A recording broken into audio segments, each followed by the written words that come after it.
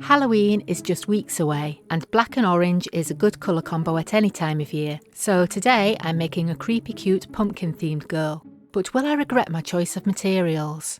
I've been asked so many times where I buy the bases for my art dolls. I always give the same answer. I don't.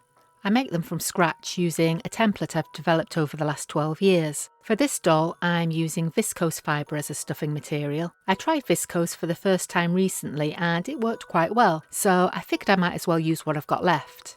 Viscose has a similar feel to polyester, but it's a little heavier with a more silky texture. I'll be needle felting the hair directly into the head, so I'm stuffing it really firmly.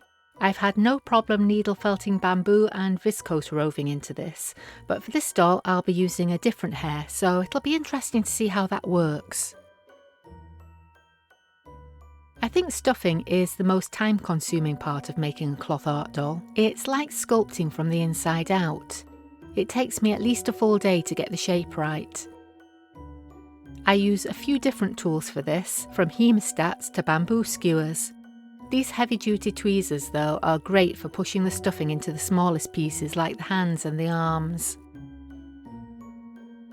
I close all the pieces with ladder stitch using some Gutterman top stitch upholstery thread. Then I continue the same thread to attach the beads for the joints. I made a full video about this process recently, so I'll put a link to that at the end. The neck is a fixed joint, but the knees, shoulders, elbows and wrists will all be bead jointed. I've tried a few different kinds of beads for the joints, but these metal ones are my favourites. I'm always on the lookout for interesting new designs. The bead joints are all going to be exposed, so they need to look good as well as being functional.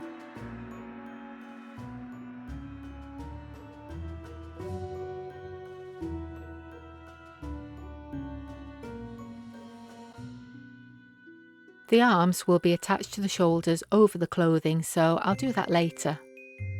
As usual, I'm using Derwent Coloursoft pencils to create a nice dark shadow behind the eyes for a sunken hollow effect. I do all this freehand, layering on dark brown and black and blending in between coats to deepen the shade.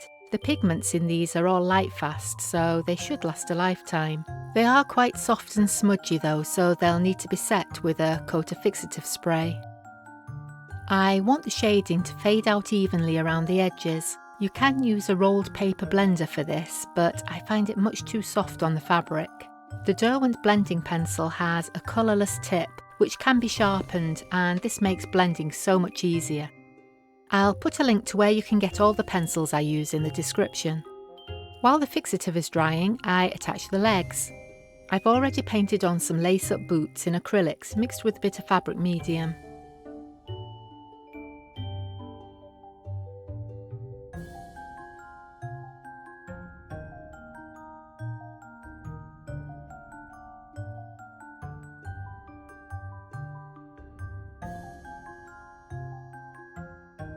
Some doll artists use hidden bead joints for the hips, but for this size doll I find a simple hinge joint is plenty strong enough.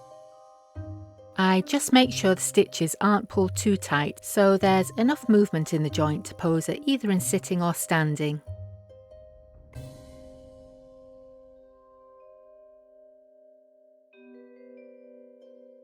I make sure the shading is completely fixed before I stitch the button eyes on. I don't want any of the pigment staining the white thread. I've chosen some dark brown vintage look resin coat buttons. These are stitched right through the head and anchored at the back where they'll be covered by the hair. You'll need a long doll needle and a pair of hemostats for this.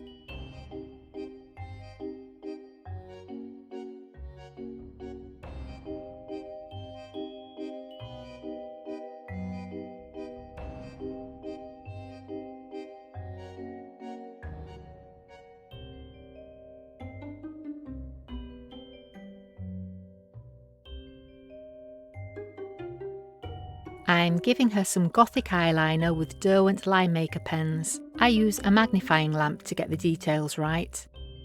I'm a firm believer in using whatever accommodations you need to do your best work. Whether that's a magnifier, wrist supports or earplugs, don't struggle on if there's something you can do to make it easier. She just needs a little shading on the mouth. I blend the fine details with a burnishing pencil, and then it's onto the dress. The bodice is made from a single piece of black cotton with some polka dot trim around the top. I'm sewing a couple of darts in the sides to fit the shape of the torso. Then I'll pin it in place and stitch it to the doll. I've been experimenting quite a lot with how I make the clothes recently. I don't use any patterns. I kind of make it up as I go along, so I think my method and my designs will continue to evolve. In a funny sort of way, I think sharing my process on this channel is making me examine how I do things. It's always good to reflect and look for ways you can improve. The dolls I'm making now are a lot more complex than the ones I made even just a year ago, so it'll be exciting to see how they change over the next year and beyond. If you're enjoying this video, don't forget to hit the like button to let me know. You can also subscribe if you like so you don't miss the next one. I'm keeping the skirt quite simple for this doll. It's just a double layer of broad black lace with a seam up the back. Not everything has to be complicated, sometimes simple is better. I arrange the lace on the doll, then stitch it in place with the upholstery thread.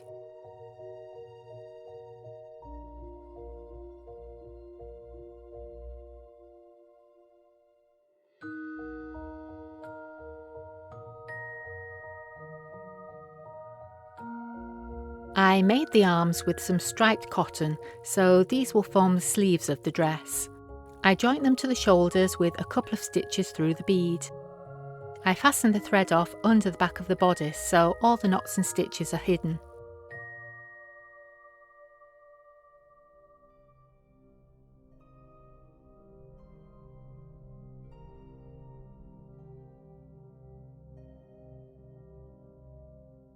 I'm using some super chunky acrylic yarn for the hair in a warm burnt orange shade. I haven't tried needle felting this into viscose stuffing before, so I'm going slowly, but I'm hoping it'll work. As usual, I'm using the Clover pen style tool. My hands are quite hypermobile, so I find it easy to grip the needles with this tool. I'm starting with 3 38 gauge needles. I'm feeling quite a lot of resistance. This is not felting as easily as it does into K-pop stuffing. Ideally, I'd try some different gauge needles, but these are the only ones I have at the moment, so I'm going to keep going and hope for the best. Choosing the right gauge needle for doll hair is always a delicate balancing act. A heavier gauge can make it harder to felt and can actually tear the fabric around the hairline. Lighter gauge needles can be easier to felt with, but they can break more easily and can get embedded under the surface if you're not careful. I'm noticing the needles kind of sticking, so I'm going to start unravelling the yarn and pulling out the excess fibres. Then I can use these to felt the top section of the hair. I'm hoping the thinner strands will felt a little more easily into the viscose. I love the frizzy curls you get with this yarn when it's unravelled. This is by Signet. It's from their Seriously Chunky range, which is one of my favourites to work with.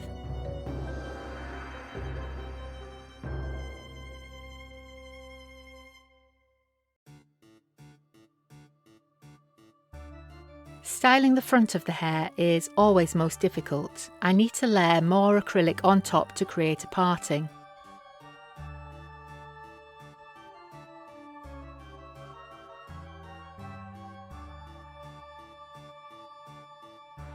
This is proving to be a lot harder than I thought. I'm switching to a tool with 2 needles to reduce the resistance. I just need to be extra careful to push needles in at 90 degrees so I don't bend or break them.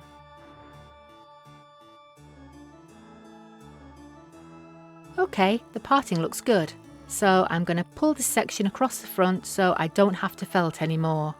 A few stabs will hold that in place and I'll find something pretty to finish it off. I've made a little bow with some of the polka dot ribbon to match a dress. I think this bead looks like a little pumpkin. Perfect for a Halloween girl.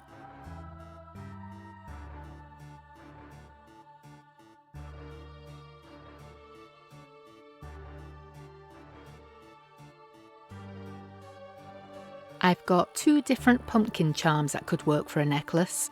I thought this one might be too big, but actually I think it works better than the smaller one. With all that big hair, she needs a big bold statement piece. This one has been a bit challenging, but so worth the effort. I've named her Sienna Pumpkinspice.